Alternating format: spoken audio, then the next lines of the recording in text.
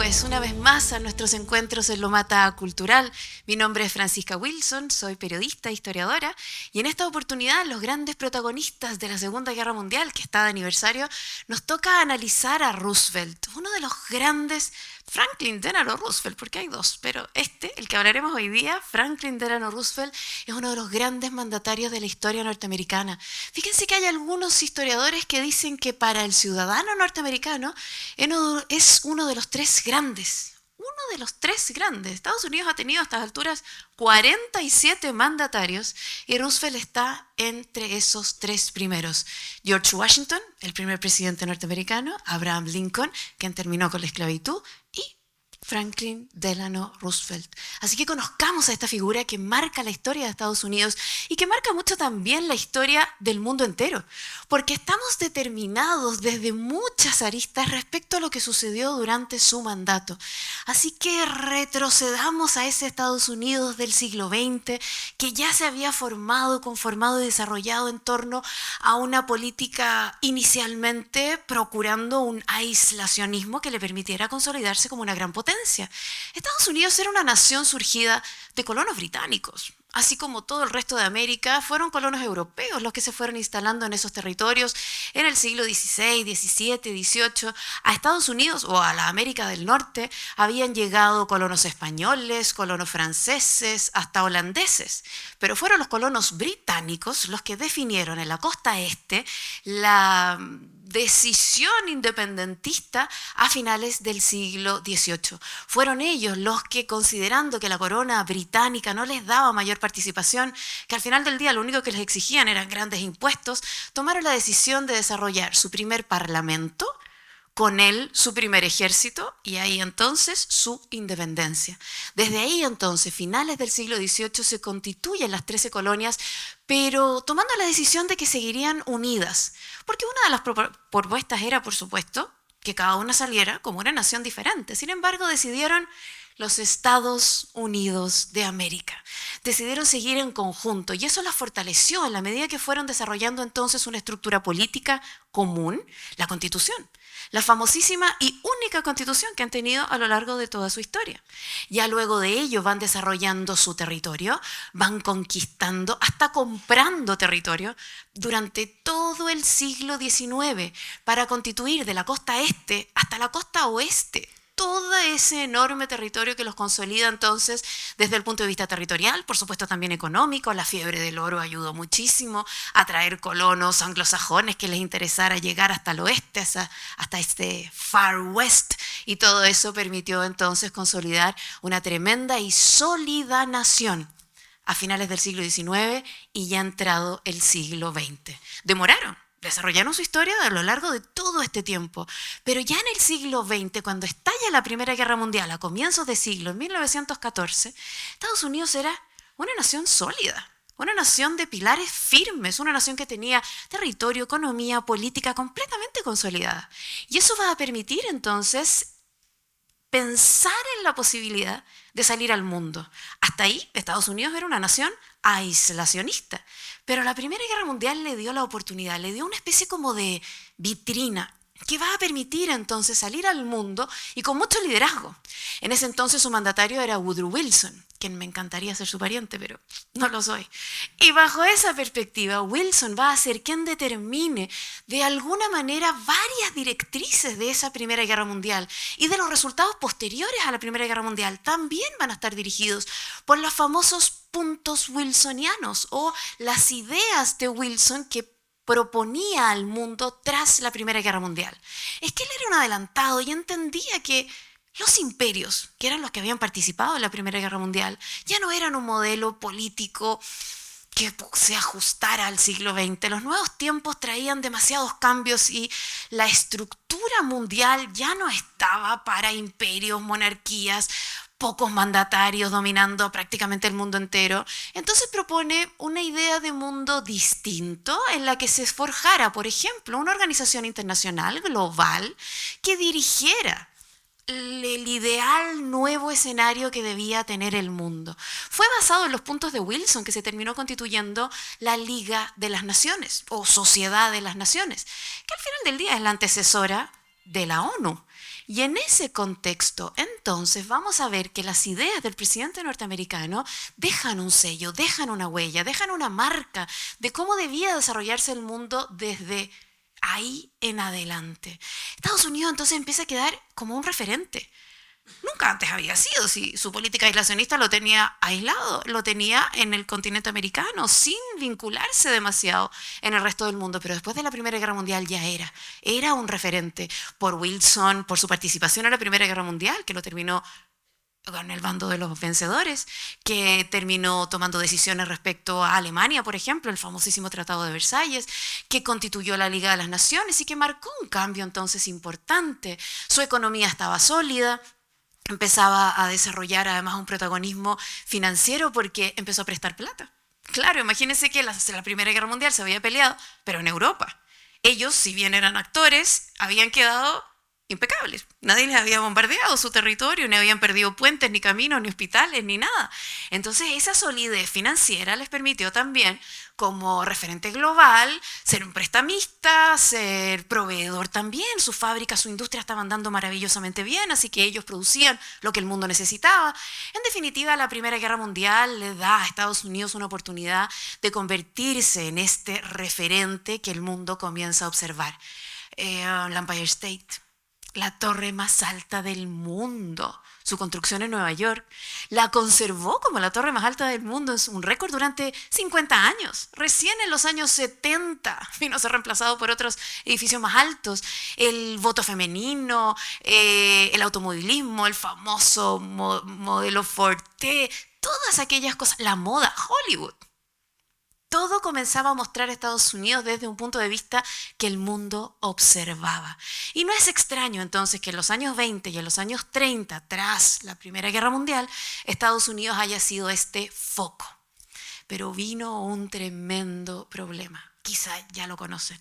Resulta que efectivamente estaba sólido, financieramente le prestaba al mundo entero, su industria andaba velozmente, producía gran cantidad de manufacturas, era el proveedor del mundo. Y en ese contexto se empieza a desarrollar entonces un ideal de crecimiento económico fantástico. Además, era la época de oro del consumismo en Estados Unidos.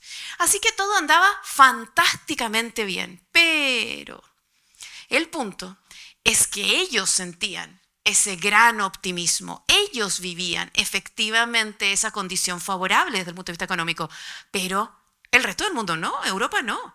Europa compraba lo justo, Europa estaba endeudada, Europa necesitaba levantarse. Entonces empezó a sobrar este optimismo norteamericano, empezó a sobrar esta cantidad de manufacturas hechas en Estados Unidos, empezó a generarse una sensación en la cual era todo glorioso. Todos querían invertir en la bolsa, todos querían tener algunas acciones de esas fábricas fantásticas, de esa industria norteamericana incipiente, exitosa, pero que por debajo de la alfombra empezaba a guardar sobre stock porque ya no le estaban comprando tanto, porque las cuotas de los préstamos que estaba dando costaba mucho que se pagaran. En definitiva, la realidad no era más que una fantasía. Al final de los años 20.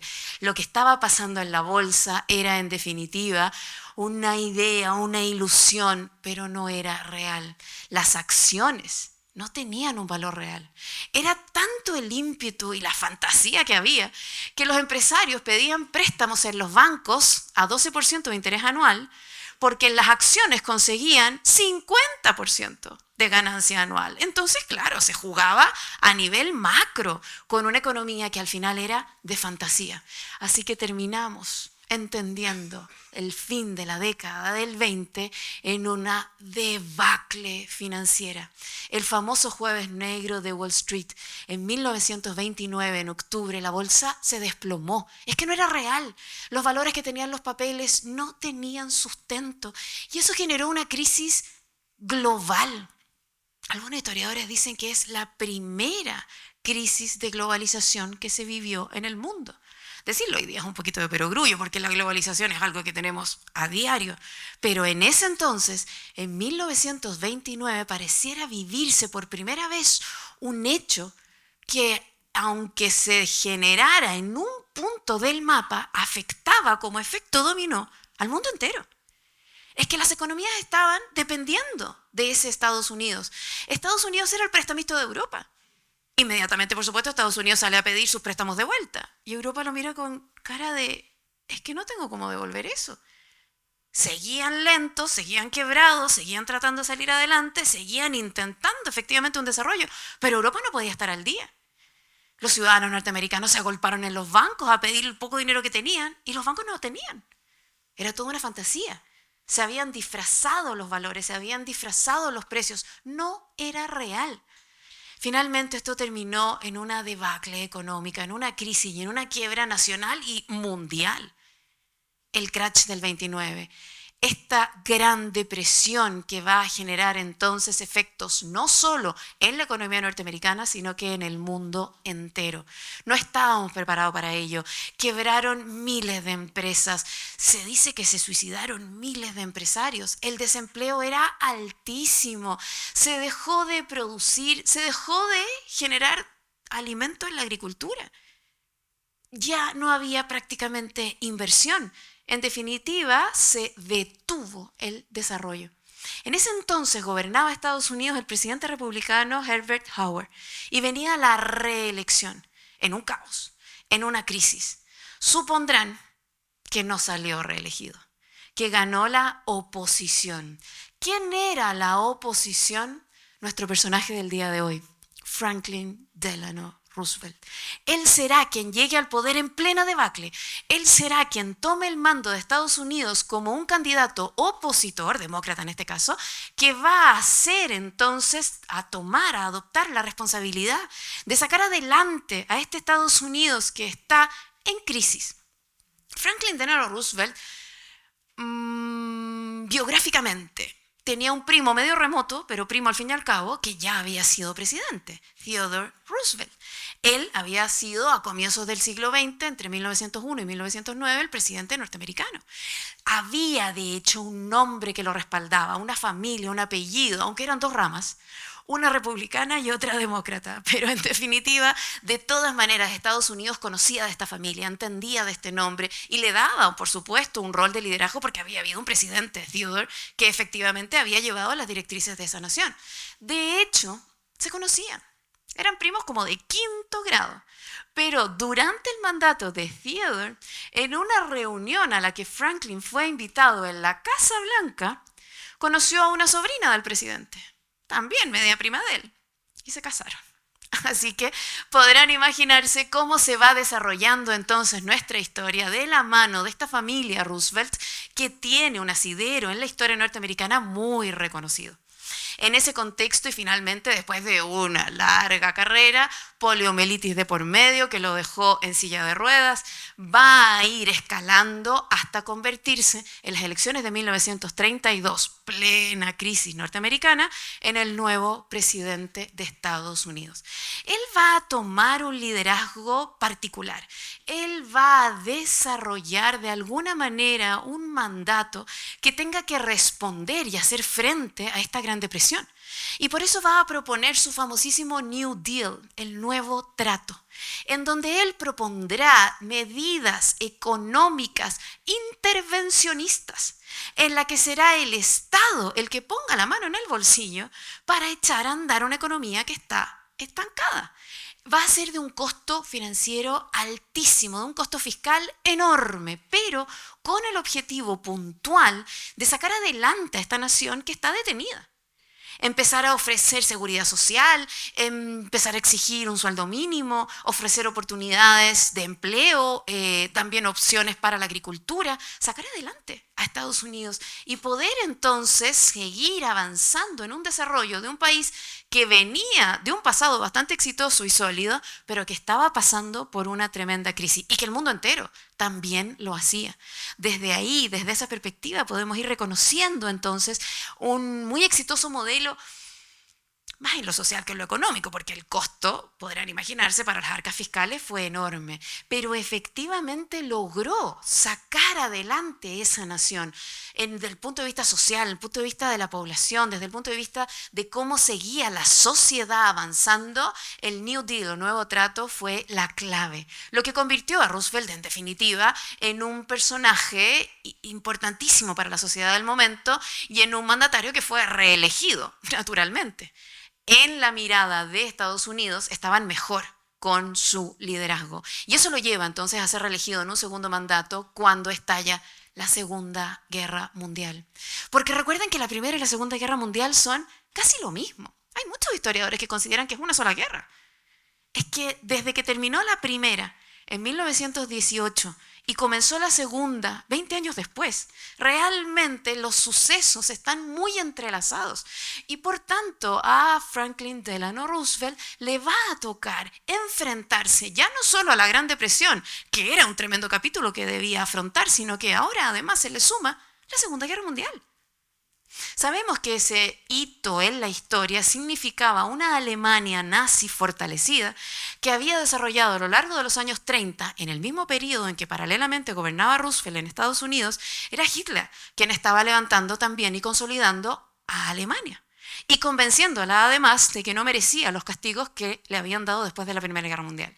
Convenciéndolos de que Alemania, por ser un pueblo superior, merecían salir de esos castigos, desobedecerlos, y eso fue lo que hizo Hitler, y ya luego de ello ampliarse, expandirse.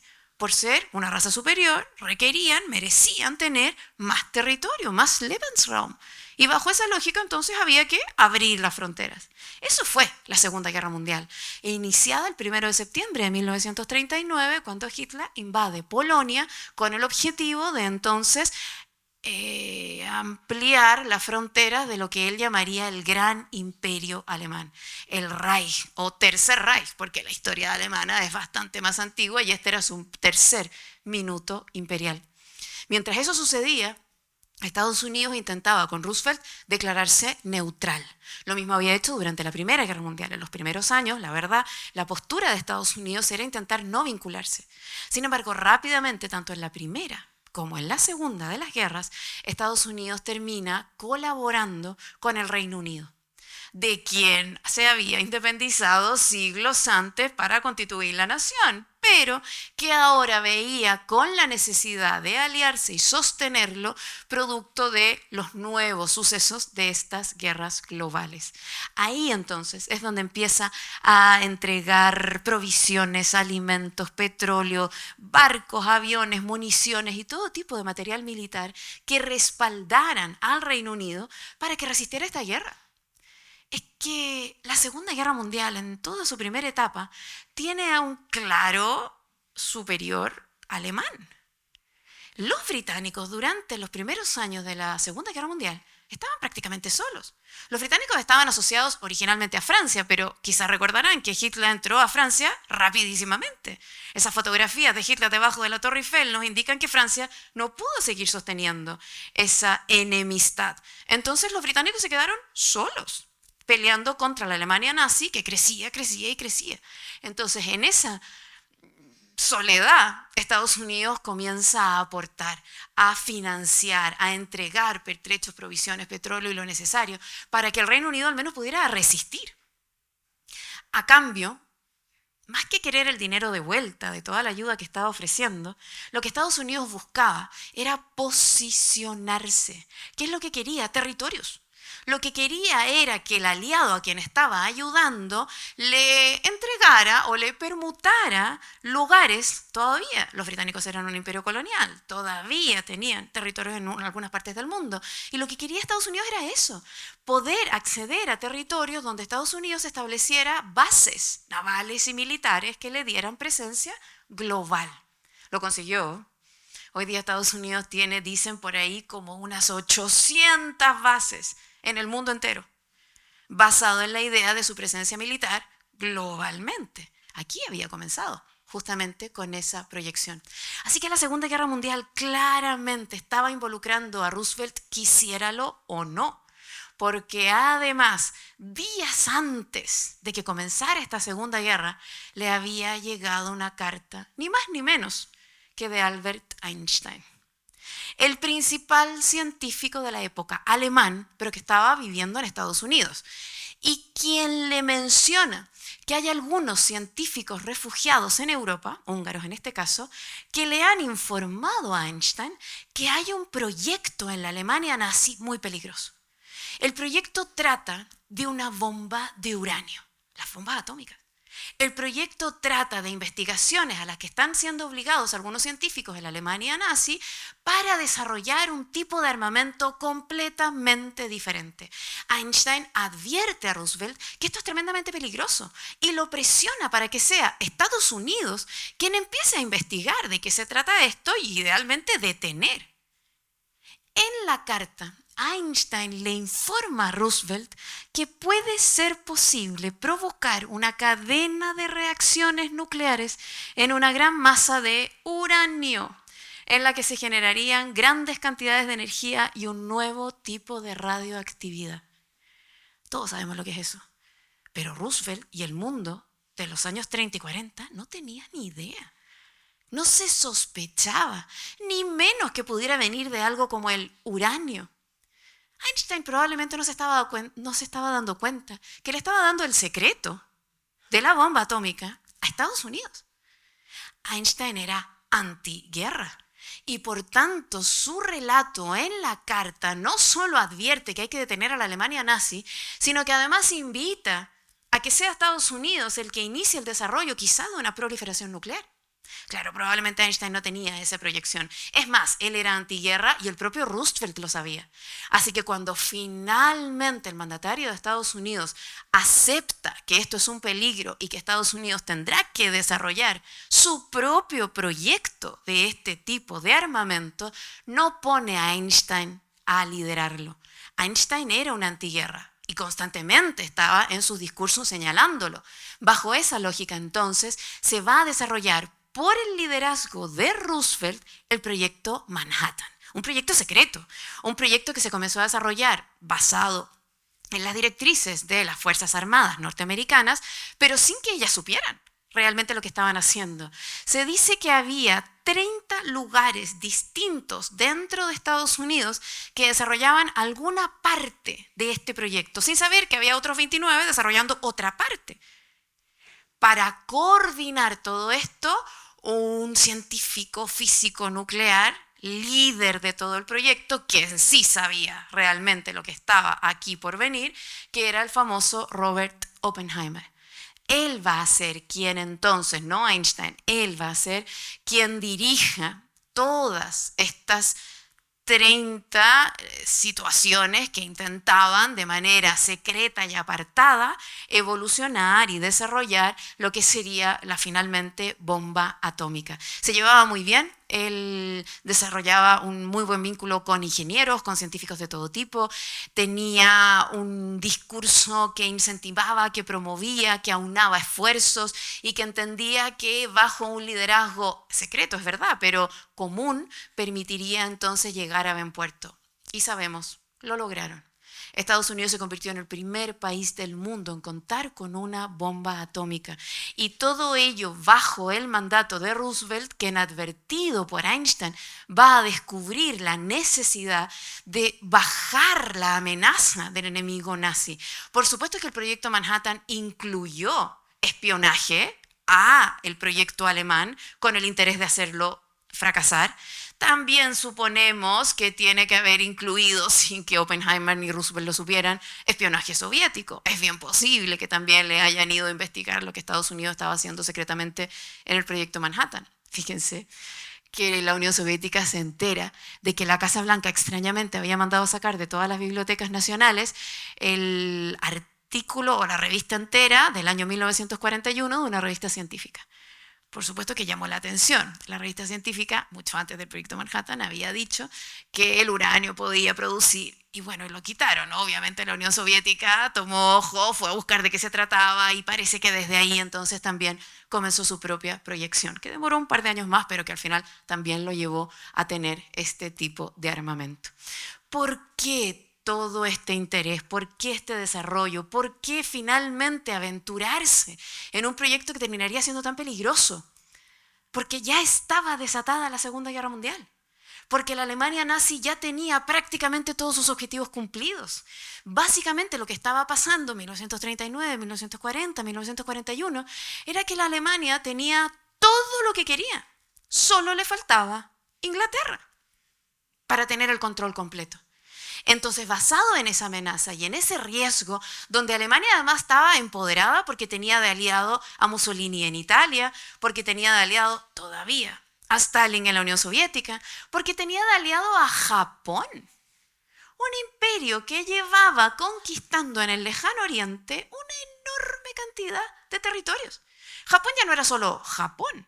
Japón, bueno, hasta el día de hoy es un territorio insular, 7.000 islas que conforman esta república, en realidad no hay que decir república porque tiene emperador, pero esta nación en la que se va desarrollando insularmente sin los recursos necesarios para poder desenvolverse. Japón no tiene los recursos naturales como para poder sustentar una nación completa, así que tiene que salir a buscarlos. Japón tiene que salir navegando o tiene que salir volando a buscar las materias primas para poder sostenerse. Y lo había estado haciendo. Efectivamente había estado desarrollando una estructura de conquista. Y ya tenía en el Pacífico una gran cantidad de territorios. La Manchuria, China, la Indochina, Indonesia y un montón de islas que al final lo empoderaban en el lejano oriente a tal nivel que se convirtieron en una tremenda amenaza. Ya la Alemania nazi decía que era su aliada, ese Japón. Por lo tanto, Estados Unidos y Roosevelt, a quien venimos a analizar en la clase del día de hoy, ha definido y determinado que es una tremenda amenaza este Japón, que está empoderando el bando enemigo en la Segunda Guerra Mundial. Y bajo esa lógica, entonces, Estados Unidos, bajo el mandato de Roosevelt, dicta un embargo contra Japón.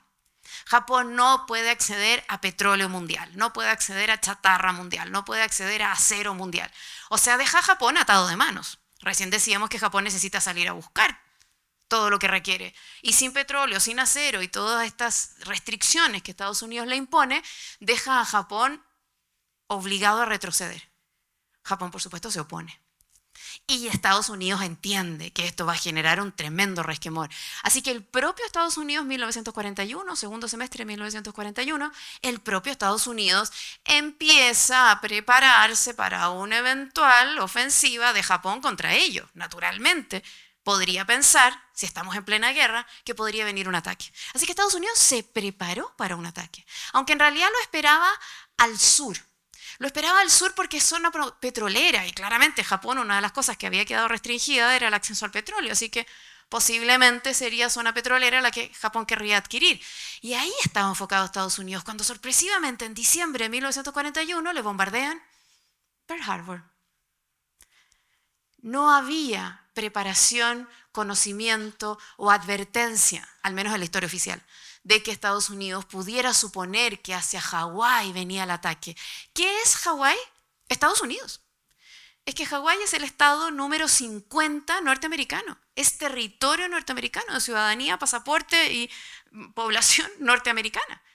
Entonces, cuando Japón piensa en atacar a Estados Unidos, en vez de cruzar el Pacífico completo hasta llegar a Los Ángeles, por decir algo, camina la mitad nomás del recorrido hasta Hawái. Y ahí está la famosa bahía de Pearl Harbor, que fue bombardeada por los japoneses el 7 de diciembre de 1941, convirtiendo entonces a Estados Unidos y a Japón en un nuevo escenario de la Segunda Guerra Mundial. Se involucran, se hacen parte. Inmediatamente Estados Unidos entonces declara la guerra de vuelta contra Japón, eso significa contra Alemania. Significa aliarse a los británicos, significa aliarse a esas alturas también a los soviéticos. Recuerden que contábamos la semana pasada de que Stalin, que comienza la Segunda Guerra Mundial del lado de Hitler, después ve que las tropas nazis lo invaden y queda en el otro bando. Bueno, recién las tropas nazis habían invadido a Stalin, por lo tanto ya Stalin estaba en el otro lado, junto a los británicos y junto ahora a Estados Unidos. Hasta China se le sumó.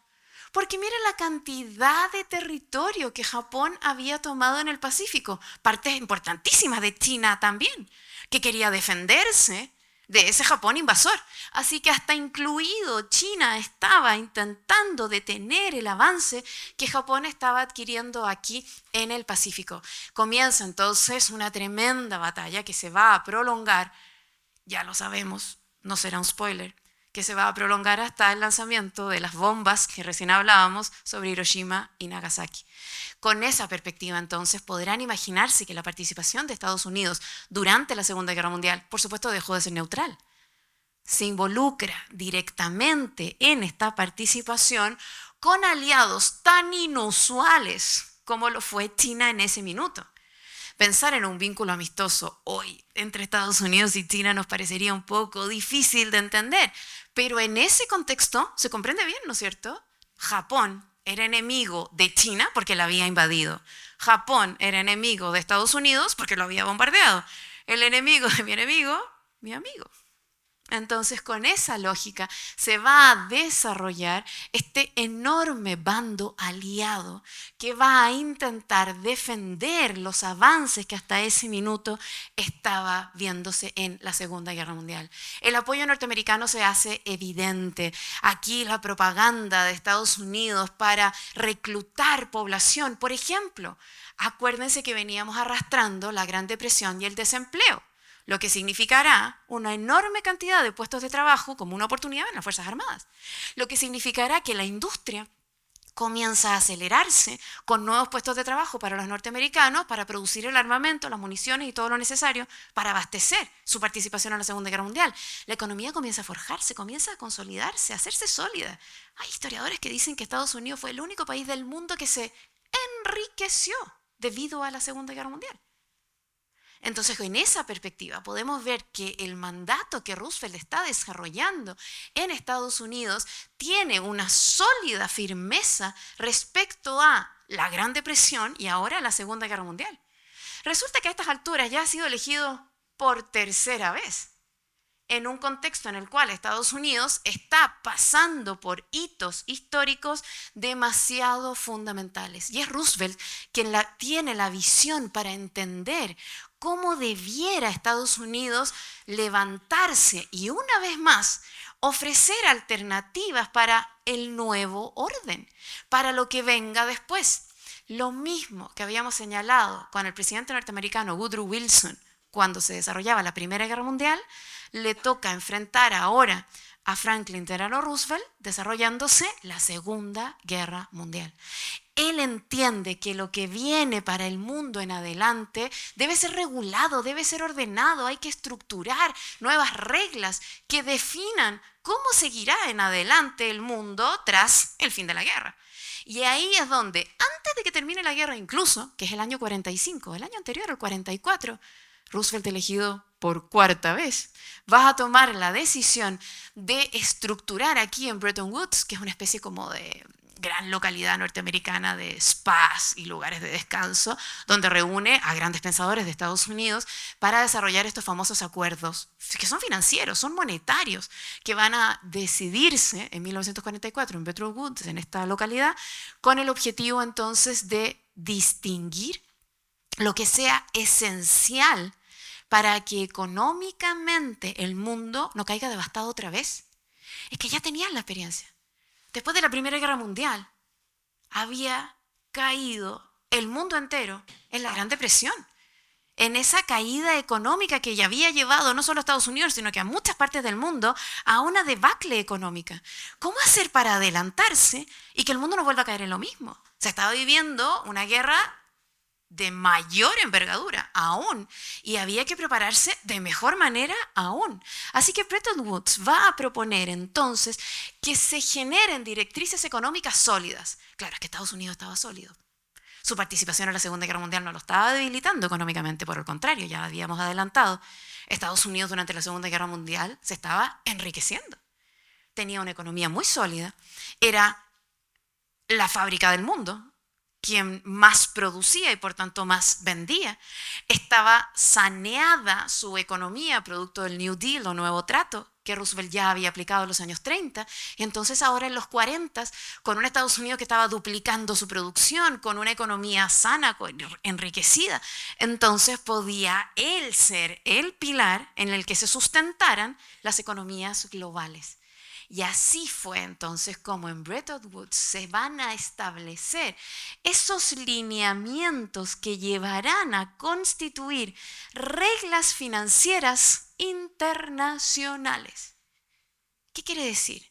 Que va a promover, por ejemplo, el fin del proteccionismo, justo lo que había hecho en el New Deal, pero ahora dejar fuera la intervención del Estado para permitir que las economías se desenvuelvan solas, a través de oferta y demanda, del libre mercado, del libre comercio. Estados Unidos ya estaba sólido, así que para él era fantástico, porque así podía con sus productos entrar al libre comercio mundial. Podía además ir a ese libre comercio mundial a comprar materias primas para sus manufacturas, así que se consolidaba la solidez de su moneda, el dólar. Así fue como en Bretton Woods se van a formar el famosísimo Banco Mundial y el Fondo Monetario Internacional. Estos son los lineamientos. 1944, estamos en una clase de historia, pero los traigo a la actualidad, porque en definitiva son instituciones que siguen vigentes hasta el día de hoy, que delimitaron entonces y hasta hoy día cómo sería la arquitectura financiera mundial, cómo se equilibraría y cómo sería el dólar, quién dirigiría esa nueva arquitectura. El Banco Mundial, con el objetivo de desarrollar préstamos a bajísimo costo a los países inicialmente europeos destruidos, pero ya después a cualquier país en vías de desarrollo que necesitara un empujón para poder salir adelante. El Fondo Monetario Internacional, las directrices y lineamientos para que toda esta arquitectura financiera tuviera un equilibrio en el que no se pegaran estas grandes depresiones como las que se había vivido en el crash del 29. Entonces las estructuras van definiendo claramente cómo viene el mundo en adelante, pero hasta nuestros días. Claramente lo hecho en Estados Unidos y lo hecho por dicho mandatario tiene claras importancias respecto al protagonismo hasta nuestros días. Es que evidentemente había sido un tremendo fracaso dejar a los destruidos caídos después de la Primera Guerra Mundial. Lo que había que hacer era levantarse entre todos, porque si no, al final del día, unos acabarían con los otros. Lo que había que hacer era levantar en conjunto con organismos como este o lo que sea necesario para que el mundo se levantara en conjunto y pudiera entonces salir adelante, desarrollarse y consolidarse como lo conocemos al día de hoy. Todas estas ideas vienen de ese Estados Unidos que ya estaba participando de la Primera Guerra Mundial y que de hecho va a ser quien, junto al Reino Unido, también algo de ayuda de Canadá, organicen el famoso Día D. Es que estamos todavía peleando. Todavía la Alemania nazi ha perdido muchos territorios, pero sigue intentando consolidar su Tercer Reich. No quiere perderlo. Y por tanto se buscará la manera entre Estados Unidos y los británicos, con algo de ayuda de Canadá, para rescatar a Francia. Si es que Francia originalmente siempre fue de su bando, pero esas fotografías de Hitler bajo la Torre Eiffel dejaba clarísimo que la Alemania nazi tenía el control. ¿Qué es lo que buscaban entonces con el famoso Día D? Liberar a Francia, rescatarla del dominio nazi. Y por eso entonces preparan el desembarco en Normandía. Claro, lo que pasa es que Francia tiene sobre el Canal de la Mancha a la Gran Bretaña, ¿no es cierto? Entonces el objetivo era cruzar desde esas tierras inglesas hacia el territorio francés con el objetivo de penetrar con las tropas y así poder efectivamente llegar a París. No era sencillo. Además, Alemania tenía infiltrados en todas partes, había espionaje, así que convencen a Alemania de que el ataque va a ser en el punto más cerca que hay entre costa y costa. Entre la costa británica y la costa francesa hay un lugar, el más estrecho de todos, que es donde está el puerto de Calais, en Francia. Así que todo hablaba de que vendría el Día D en Calais. Pero sabemos que no, ¿no? Fue en Normandía. Fue bastante más abajo. Lo que hicieron fue sorprenderlos. Lo que hicieron fue, además, llevar una cantidad de tropas que parece montaje, ¿no? Pareciera que no es real. La cantidad de fuerzas aliadas que se juntaron para penetrar Francia y liberarla. La cantidad de tropas, tanques, cepelines, barcos y todo toda la infraestructura que fuera necesaria con todos los recursos que pudieran instalarse ahí para, en definitiva, liberar no solo las costas de Francia, sino que Francia completa.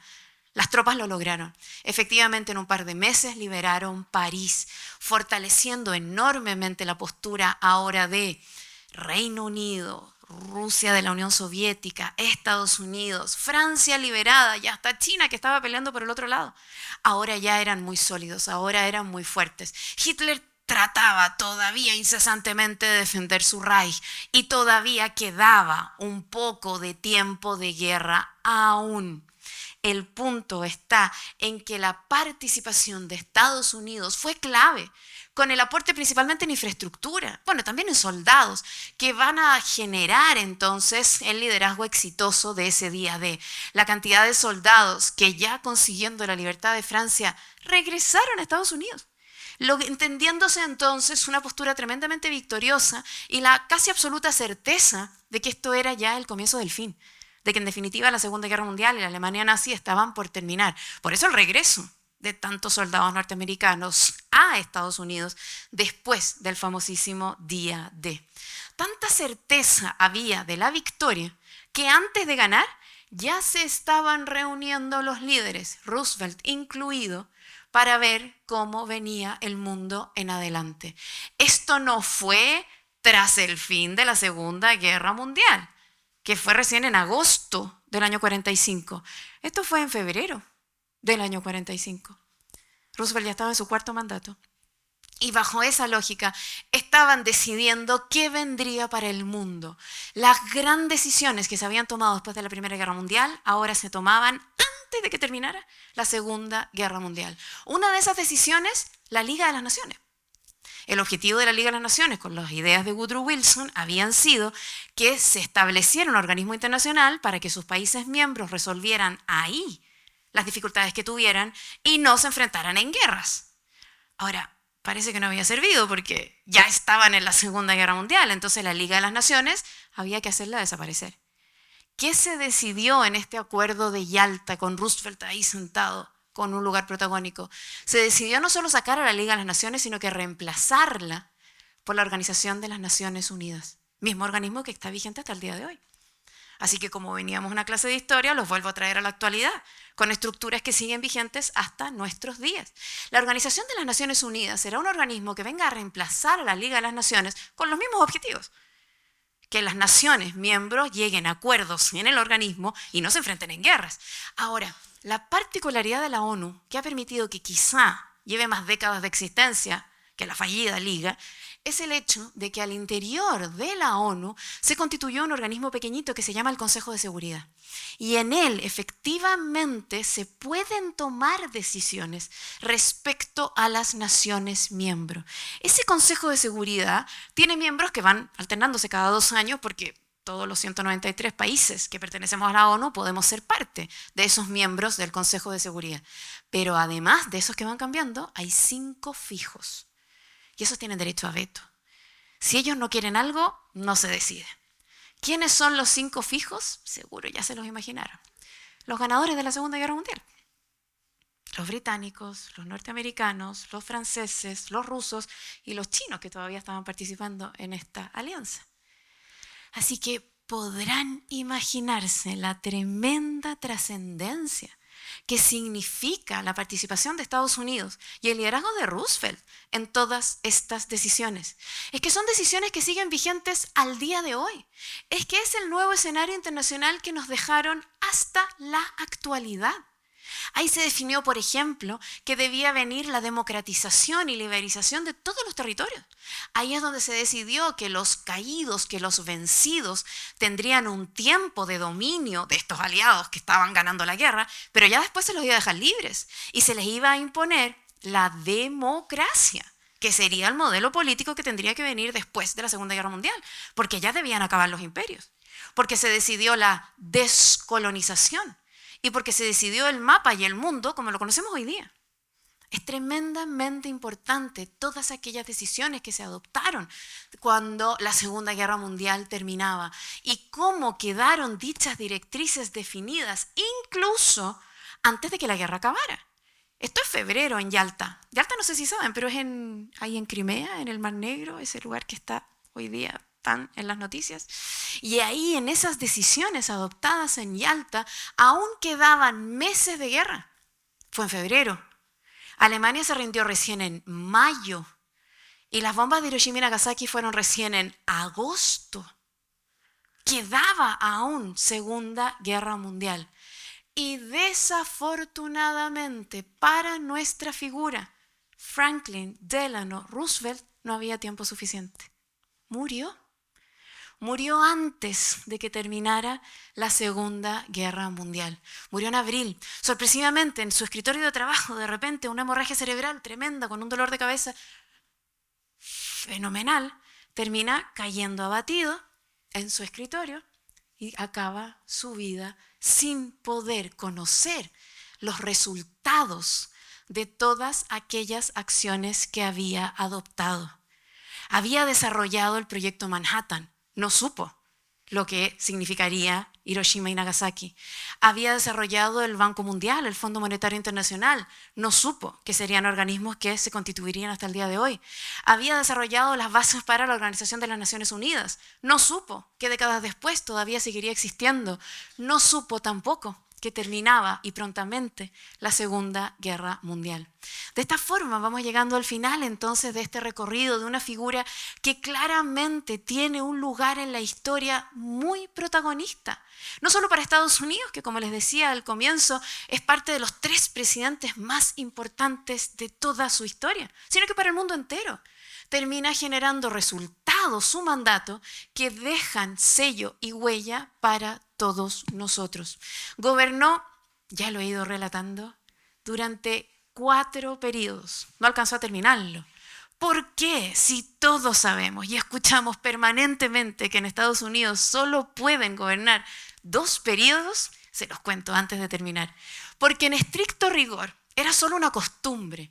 Desde George Washington venía su pensamiento de que no era bueno gobernar más de 2 veces. Y por tanto, todo presidente en Estados Unidos había obedecido dicha idea, pero era solo una idea. Era en respeto a Washington, que de alguna manera es el padre fundador de esa nación. Y por ello entonces se va a mantener la costumbre hasta Roosevelt. Todos los presidentes de toda la historia habían gobernado únicamente 2 mandatos. Y cuando Roosevelt cumplía el segundo y se presentó al tercero, estábamos en plena Segunda Guerra Mundial. Venía arrastrando todo lo que ya hemos relatado y que podría volver a repetir, por supuesto. Y con ello entonces, él dice, no es tiempo para cambiar el caballo en plena carrera. Se presenta entonces en sucesivas 2 nuevas ocasiones. Cuando él murió, todavía le quedaban 4 años del nuevo y último mandato. Y su sucesor fue su vicepresidente, Harry Truman. Él va a tomar la decisión, pero ahora por ley, de que esto no vuelva a suceder.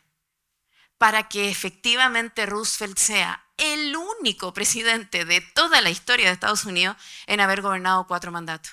Cuando Harry Truman tomó el mando, porque la Constitución así lo define, él va a dictar una reforma, una enmienda a la Constitución que ahora deje por escrito que no pueden presentarse más que en 2 ocasiones. Así que con esa costumbre transformada en ley, Franklin Delano Roosevelt se convierte en el único mandatario de Estados Unidos en haber gobernado tan largo tiempo. La D de Delano a lo mejor les parece familiar. Es el apellido de su madre, que tuvo un rol casi demasiado protagonista en su historia. Él lleva la D antes que el apellido Roosevelt para mostrar el protagonismo que su madre tuvo en su historia. Y solo lo comento antes de despedirme porque esa madre Delano tenía parientes en Chile. Esa madre Delano vivió en Chile en un periodo de su infancia. Así que con esa historia y anécdota hemos terminado nuestro recorrido de Franklin Delano Roosevelt. Muchas gracias.